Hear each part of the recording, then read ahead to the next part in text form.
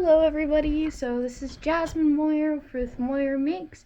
Today we're going over how to make a hexagon sweater pullover type thing.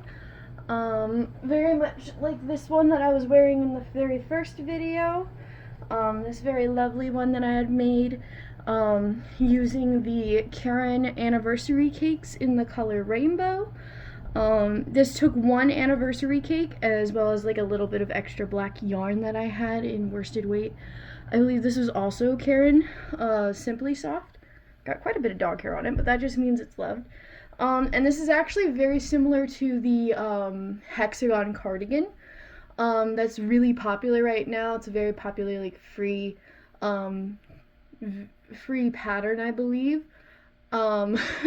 I personally just kind of freehanded it, so I never really read any of the patterns related to the hexagon cardigan. I just know that that's a very popular cardigan that I've seen a lot of other creators make and kind of pulled inspo from that. So what I did, just a basic rundown of this pattern itself. What I did was I started with a very basic granny hexagon. And I'll show you how to make that in a moment or two. And I just made and that's what each side of this sweater is a granny hexagon, and then I sewed them together. And to my knowledge, in the cardigan pattern, it's very similar. You make two hexagons, you stitch them together, and you just leave the front open. And what I did, instead of leaving the front open, is I actually added a panel in there, so you can kind of see where I have it stitched together. But this middle green space is actually an extra panel of stitching to kind of give it that girth, or not girth, space in the front, to kind of make it fit better and sit better. And then it also kind of helped keep that neckline wider. And then I did back loop ribbing, just flipping each side, only in the back loops, half double crochet, all the way for as long as I wanted the neckline to be. I actually made it quite a bit longer than I needed it to be, so I could have that nice overlap there. And then for decreasing, I did something odd where I continued up in granny stitches for about, looks like 3 rows in the granny stitches in black, and then I did like this weird decrease thing, which is not how I'm going to do it in the future, where I took one of the double crochets in the granny cluster and I used that to bring 2 clusters together, and it worked. It's very much a character of the design like that. And then I did just straight double crochets, and then I did a similar ribbing as the neckline. One thing I would like to do differently on this next one that I'm going to show you is I'm going to decrease this differently. I'm probably going to go all in one color, so I'm not going to use 2 different colors for like the cuffs and the ribbing. And I'm going to just do my decreases with just regular double crochet or half double crochet, depending on how I decide to go with it, instead of having this weird like kind of a decrease, kind of just an odd way of spacing granny clusters, which you can't even really see or tell that it's odd unless you're like looking really, really close, and even then it's in black yarn, so it's just odd. And then stitching on the ribbing instead of doing like front post back post ribbing kind of made these cuffs really tight, which is fine because I have a bad habit of pushing up anything that I have long sleeves, pushing them up to my elbows. It's just something I've always done. If they like get in the way or something, I just shove them up towards my elbow just to like get them out of the way. And I didn't want to be able to do that with this, so it's not a terrible design flaw, but I don't like it. Makes it just a little bit uncomfortable, which it's not going to stop me from wearing it, but I'd rather not. What I'd prefer to do is what I did here on the bottom of the sweater is I did front post, back post double crochet for a few rounds, and that gave me this really stretchy ribbing, and it's really nice. So I think I'm going to do that for the cuffs. And then the only other different thing I'm going to do on this next project is actually I'm going to make it a hoodie instead of a sweater because I definitely wear hoodies more, and this is a much thinner yarn, so I think it'll make it like a nice summery type hoodie. This is very much a spring crochet project in this big fluffy yarn because it's kind of like a wearable blanket, but the holes give it just enough breathability to where if it was like really cold, it'd be kind of uncomfortable to wear in the winter, which I should have thought about. Granted, being in Fairbanks, where our winters regularly get below -40, pretty often. So there's a good, like a solid part of the winter season where I can't wear this, but it's perfect for spring where we hop between like 50s to 20s, and back and forth a lot. So, I'm very excited to kind of see how this goes. Something else I kind of want to bring up and talk about, which I'm sorry if you guys are wobbling a lot. You're like precariously stacked on top of a box on top of Clorox wipes because I don't have a tripod yet. This whole YouTube thing is still an experiment for me, so I haven't like committed a lot of money to it. So my sound quality and like my video quality isn't going to be really good until I kind of convince myself that it's okay to buy things for me, and convince myself that it's okay to invest in another hobby. So bear with me. But I wanted to kind of go over some of the notes that I had for this, which like it's not a lot. It's very minimal, what I have notes wise, and it's almost all on the yarn.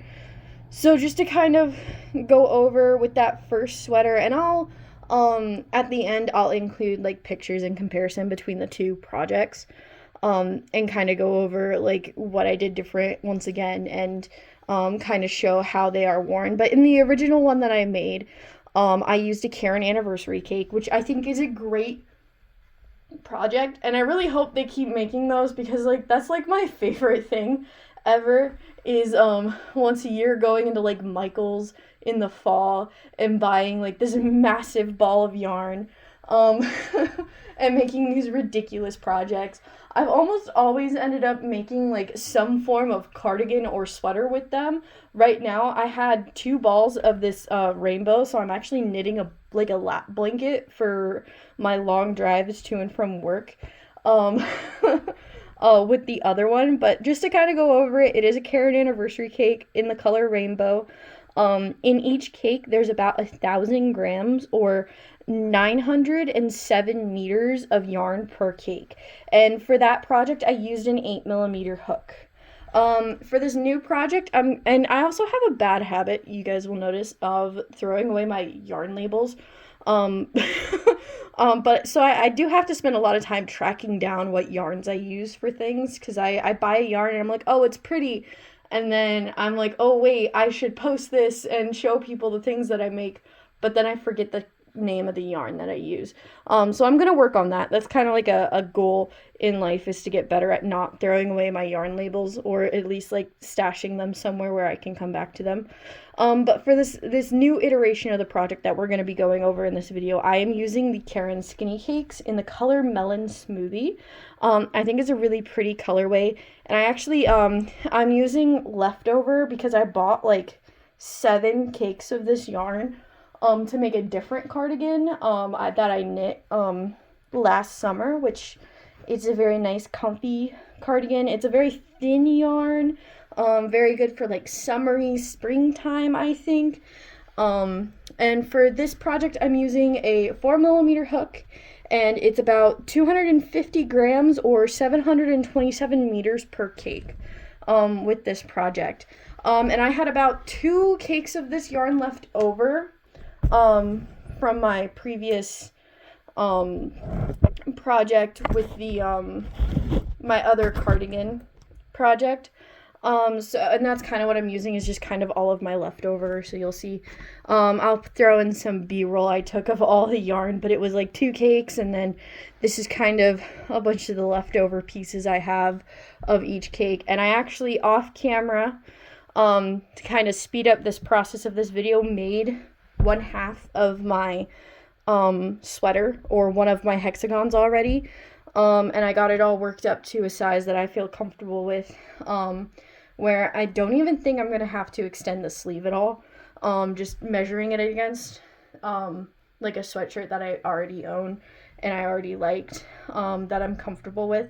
And it worked up in this really nice way where, like, in the middle of the hexagon, you can kind of see where, like, the color changes were still, or the hexagon was pretty small, so the color changes were still pretty smooth. And then it kind of works its way up to where the color changes get kind of more broken, where it's different on one side compared to the other, which I really like with variegated yarn. I really enjoy variegated yarn. 90% of my yarn collection, or 90% of the yarn collection that comes out of the stash and actually ends up getting made into something, is variegated in some way, shape, or form, or I'm doing some kind of color work project or some kind of solid color project, but I get really bored with it. So, like, having that variegated yarn really helps me be like, ooh, it's a completely new color.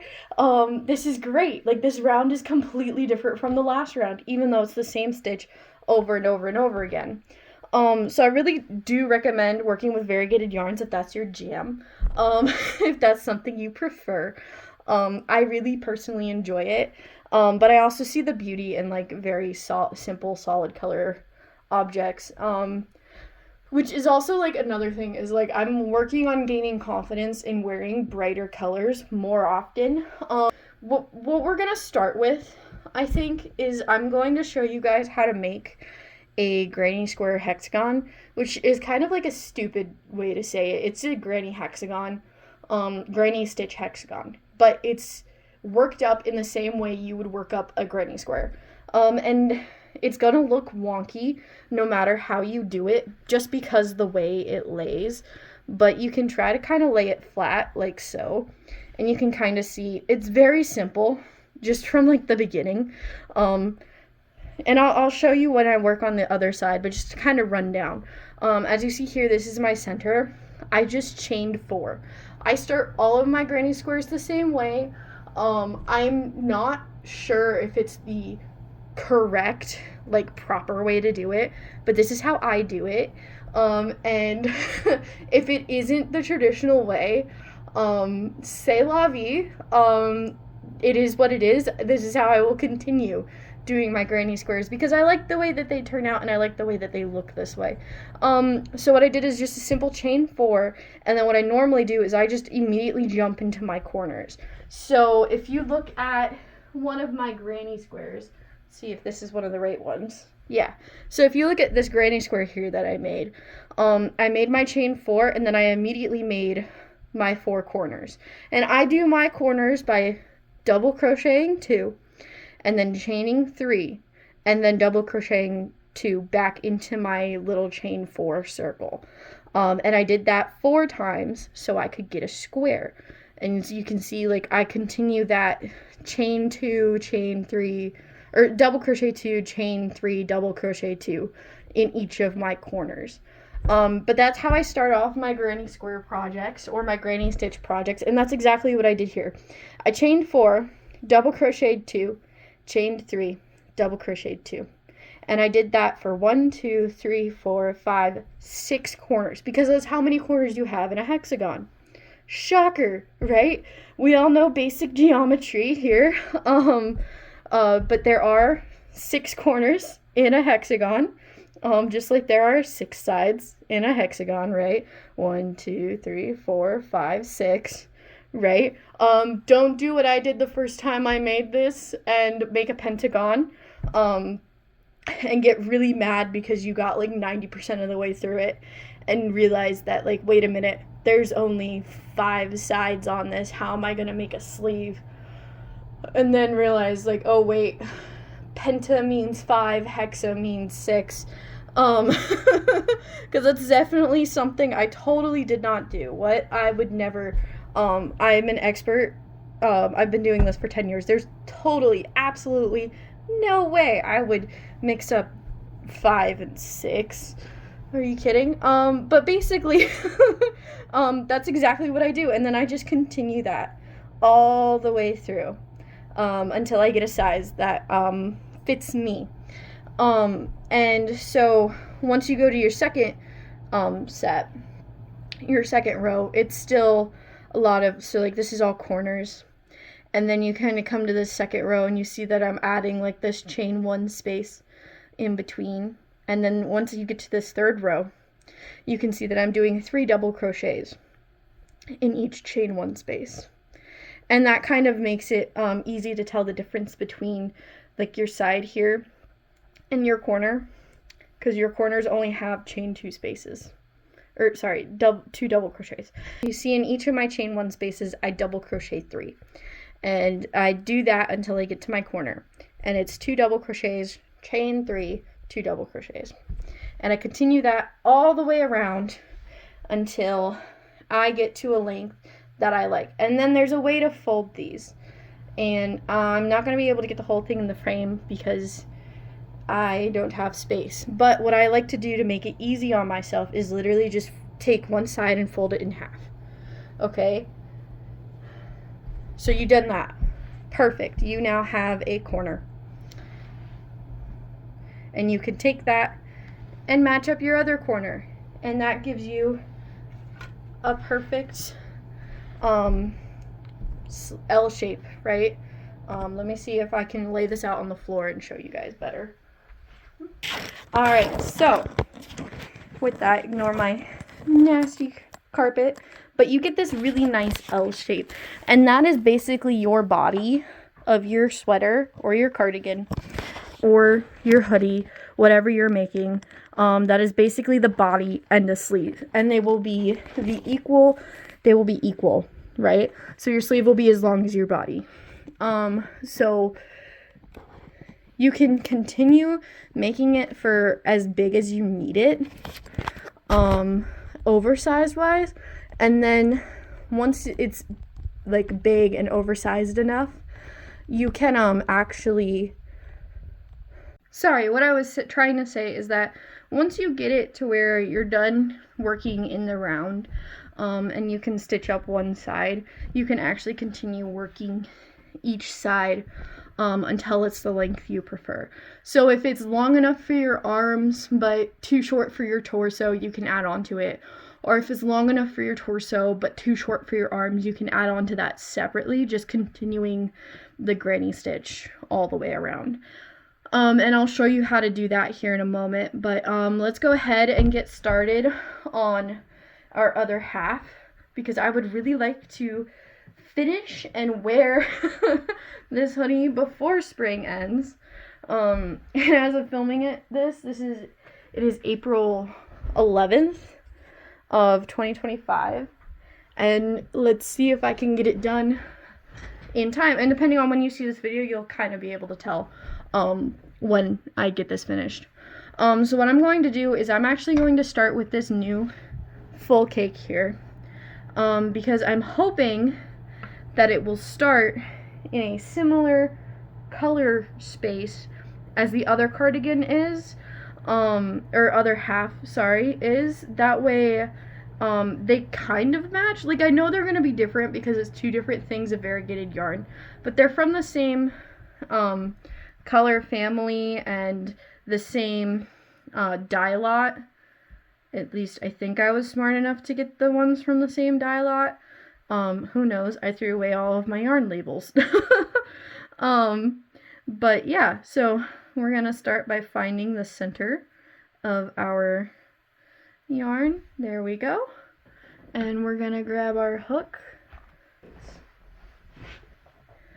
Yeah, 5mm. So I said that I used a 4mm in my notes, but oh, you know what?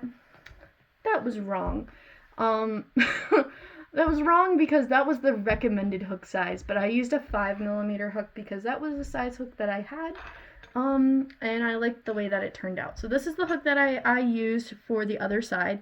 It's a Susan Bates hook, US size 8, or a 5mm hook. Let me see if I can get that in frame and in focus. There we go. Yep, so this 5mm hook is what I used for the other half, so that's what I'm going to use for this half today. Let's see here. So just go ahead and start your slip knot. So I start with a chain 4, and I like to take my little extra from working my slip knot and adding that in, so that kind of reinforces it. You could do magic circle if that's what you prefer. I just don't do magic circle because I can't wrap my brain around it very well, so I avoid it at all costs. But yeah, just chain 4, go into the last stitch and connect it. There's your chain 4, chain 2 for your first double crochet, and then 1 double crochet, just like that, right? And then we chain 3, 1, 2, 3. Make sure I'm in frame on my precariously stacked tripod. Double crochet, 1, and we'll add another double crochet, so that's 2, and that's your first corner. Look at that. And if you're following along, congratulations, you made your first corner. I am proud of you. So now we're gonna make our other 5 corners, because remember, this is a hexagon, not a pentagon. So we chain 3, 2 double crochets. Doop de doo. This is the other weird thing, is that like normally when I'm crocheting, I'm like curled up on the couch or in my bed or somewhere odd, so it's weird doing this at a desk. So it's 2, chain 3, 2 more double crochets,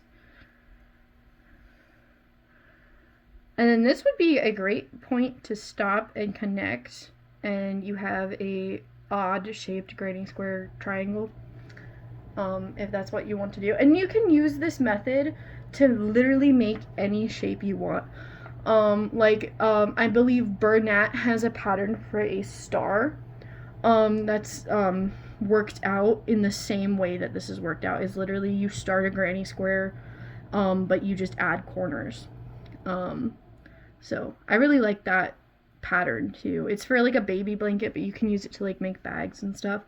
I used it to make a bag for an ex, and they really liked it. So I really liked it. I was very proud of the fact that I could make a bag in such an interesting shape.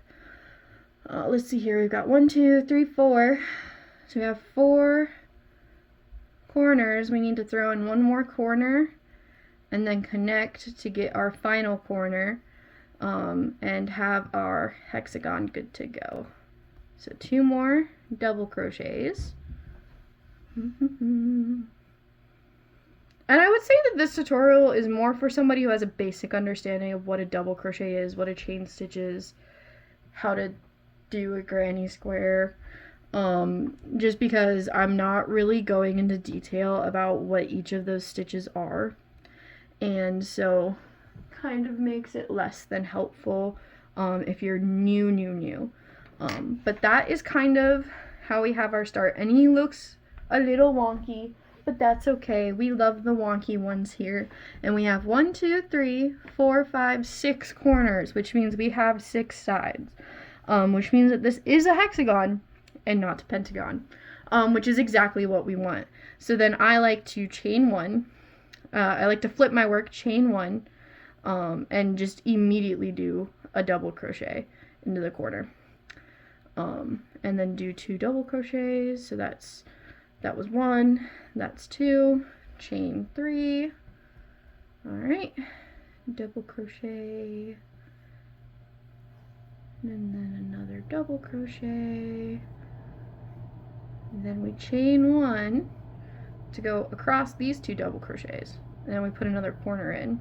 So we do 2 double crochets over here.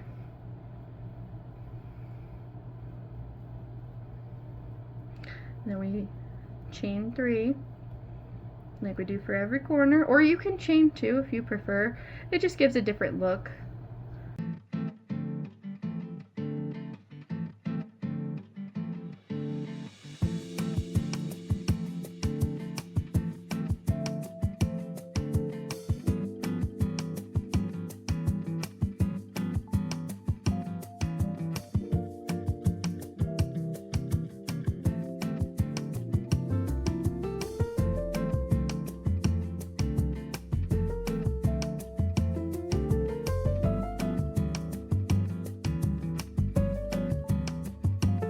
We just finished another round of our lovely little hexagon, right? And now you can kind of see that the sides are shaping up much better. We're, instead of being this cluster of corners, we're starting to get a nice little side developing here. And you'll notice, because mine are weird, and I don't know if this is for everybody, but I've noticed this on every single hexagon project I've made, is my sides like curve. I don't know why it does that. Like, it's pretty flat here, but like on this side, I think it's my tension, because my tension is weird. So now for our next one, we're gonna flip our work again. And a lot of people like to slip stitch into the chain spaces and whatnot for these. I'm lazy. I literally just chain 2 or chain 1, whichever one works best for you, and I will flip-flop it back and forth, which is probably another reason why my stuff turns out wonky.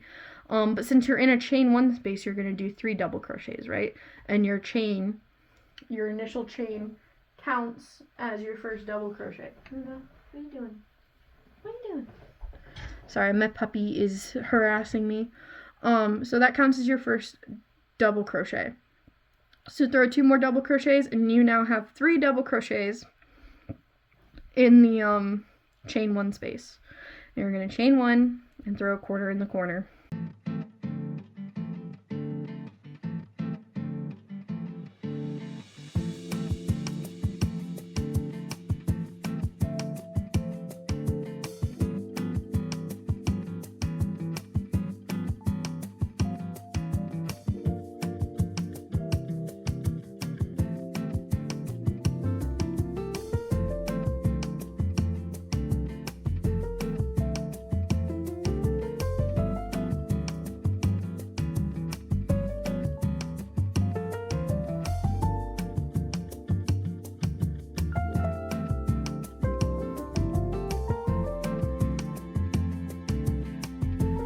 Alright, we finished another round, and you can see that like my sides are all really wonky. And they will always be really wonky, and that's okay, because as it gets further and further out, they're less and less noticeable. So once again, we flip it, and we start our chain 2 and our 2 double crochets in the chain 1 space.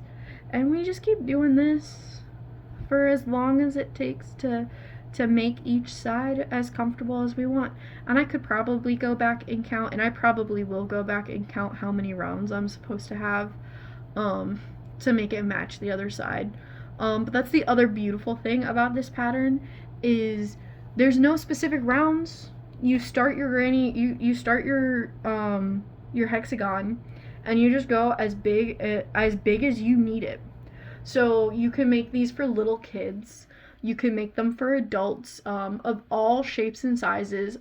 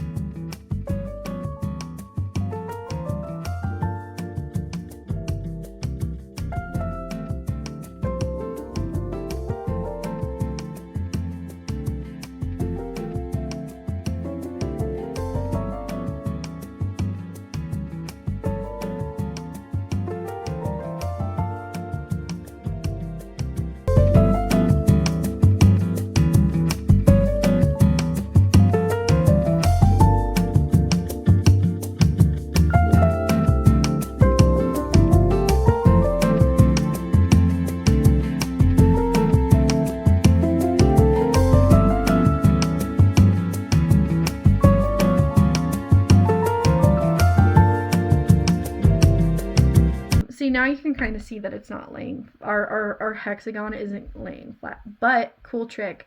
You can now fold it and it starts to make your little L shape. So now you can be like, oh, there's my little sleeve, or there's my little body of my little sweater. And it's going to look kind of odd, like it's like sticking up, and it's going to look like that for a while until it starts to kind of even out with your with like the length. I don't really know how to explain it, but this is how all of them have looked for me, and I've made like 6 or 7 different hexagon projects. So this is normal. It's gonna look a little freaky. You're gonna be a little freaked out about it, but this is very much normal. So I mean, this is kind of like all the advice I have as far as the pattern goes, right? You're literally just making this until you see fit. That's what I love about these patterns, is it's really, really like, this is all you. You do your thing, you do it until you're happy, until you are pleased, and you are creating.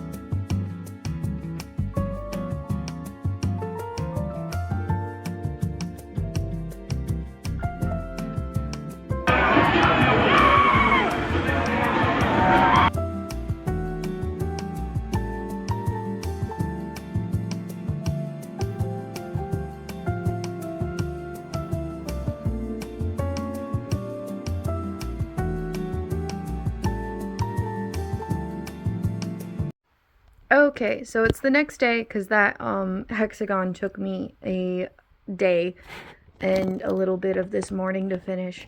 But I've got both of my hexagons done, and I've stitched them together, and I stitched across the top. So what I did to stitch them together is I added this little extra panel here. And you can kind of see it's different from like the regular granny square clusters, given that it's only 2 instead of 3. And I just kind of went back and forth, all the way across, all the way to the top, connecting those 2 sides. And then I started over here on this sleeve, and I connected my yarn, because I cut my yarn and whatnot, and wove in my end there. And then I attached my yarn over here, and instead of doing double crochets, I did the same thing, except I did half doubles instead of double crochets, and I did that all the way across to this middle join here. And there I did some slip stitches to kind of get me across, and continued that half double crochet all the way to the other end of the arm. So then here I kind of worked on my cuff a bit, and what I did is I did some rapid decreasing. So I did 2 rounds of half double crochets, half double crochet 2 together to kind of like do a really like swift decrease. So I did 2 rounds of that, and then I just did front post, back post double crochets for the ribbing. And it looks really small and like a really dramatic decrease, but it's actually quite stretchy, so it fits perfectly. So now I'm going to do that on the other side, and then I'll show you guys how I connect the front, and we'll go over how to do like the hood and the pocket, because I still need to figure out how I'm going to do that, or if I even have enough yarn to do that. So I might have to do it in like a contrasting color, but we'll see what happens. I just wanted to show you guys what I did before I moved on and did the other one. So yeah, see you in the next clip. Okay, you guys, so I figured I'd show you guys how I'm working on these cuffs, kind of so you can see what I'm doing here. And this is really great because you could totally stop after these cuffs, throw some ribbing on like the collar area, and just use this as a cardigan, and that would work perfectly fine. So you don't have to do the little connection bit that I'm going to be doing. You don't have to do all the extra stuff. Literally, you can just do your cuffs and you don't even really have to throw a collar on it if you prefer that kind of look. I prefer like a little bit of ribbing or a collar for my cardigans, but that's just my preference. And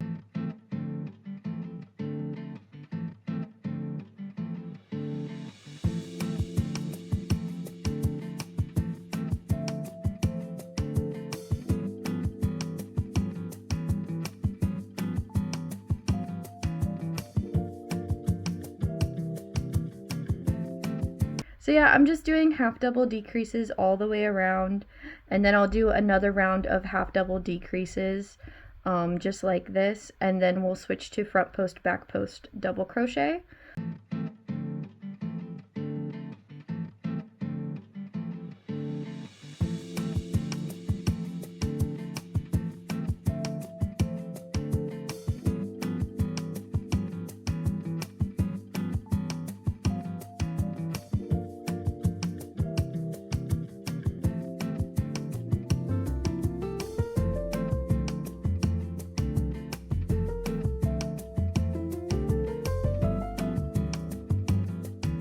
Have both of the sleeve cuffs done, and I really do like how they turned out.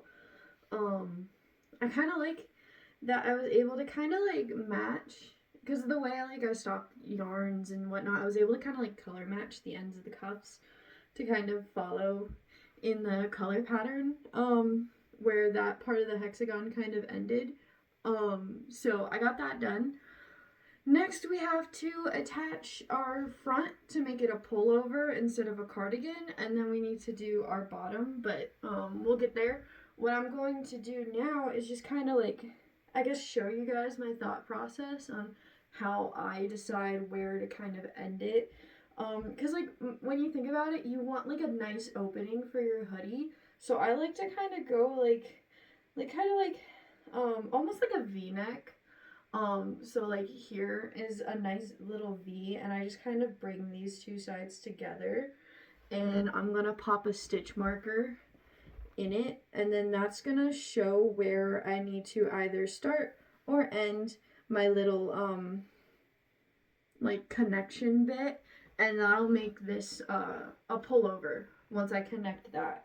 So now that I have that marked, I'm gonna go ahead and attach my front end and do my ribbing, and then we'll go over what to do as far as like a hood and pockets, because I don't know, I only have like this much yarn left for the rest of the project. I'm pretty sure like one of these smaller balls of yarn will work for the connection. I just don't know what I'm gonna do for the pocket or the hood. I also need to find a pattern for the pocket or the hood, or I need to fiddle around with it to kind of figure out what I'm gonna do. Because I've never really made anything with crochet that has a hood. So yay, new forte. We're gonna learn together. We're gonna struggle together. Okay, so I think that this is actually a really good opportunity to kind of show you guys the way that I connected the back and the sides. So with this one, I'm going to do it the way I connected the back, just to kind of like be matchy, I guess. And it's really simple.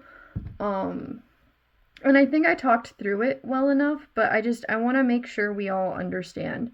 So we're gonna make sure we have the right spot, and we are going to come over into our first little chain one space in our granny clusters, and we're just gonna chain 2, and that's our first double crochet, and we're gonna double crochet in the other side.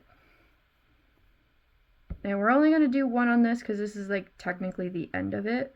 So then we come over and we do 2 double crochets in the chain 1 space on our, for the sake of ease, we're going to call it the pink side. So for our pink side, we just did 2 double crochets. So now we're going to come back over to the green side and do 2 double crochets.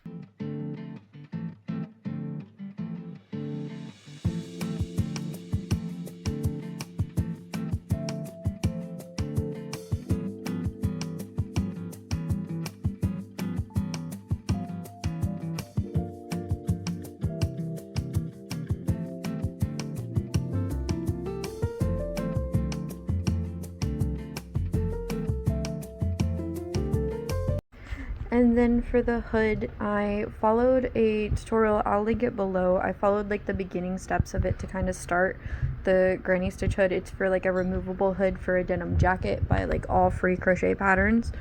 So I'll include that in the description, and then I just kind of did my own thing. Just I kept increasing until I was able to kind of stitch it to my sweater, and then I did some front post, back post, half double crochets along the front of the neckline there to kind of tie in this new accent color, because I ran out of my Caron skinny cake, and so I had to kind of improvise, and I had this old worsted weight yarn that I had dyed a few years ago in my stash that I was able to kind of like add in, and this is really nice like blue icy color, and I think it fits really well with the rest of the sweater.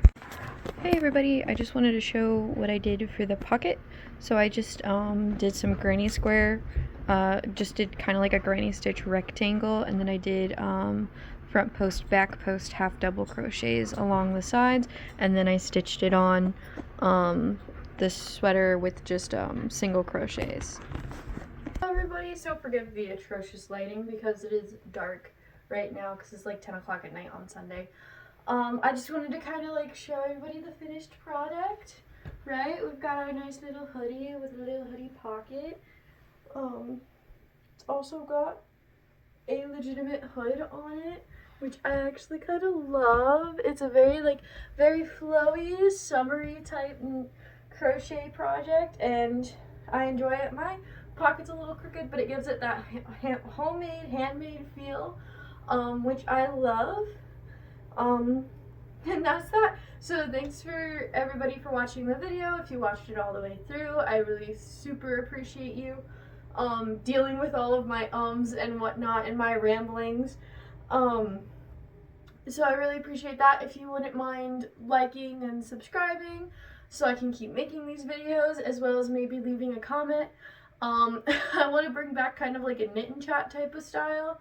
Not really bring it back, but like almost like a knitting circle type of vibe I kind of want to bring to people. So I think I'm going to start maybe researching different topics to kind of go over in different videos and whatnot. But we'll see. Go ahead and comment on a topic you think would be an interesting video to kind of watch about while we knit and chat. Yeah, that's all I've got. Like and subscribe, and I'll see you in the next one.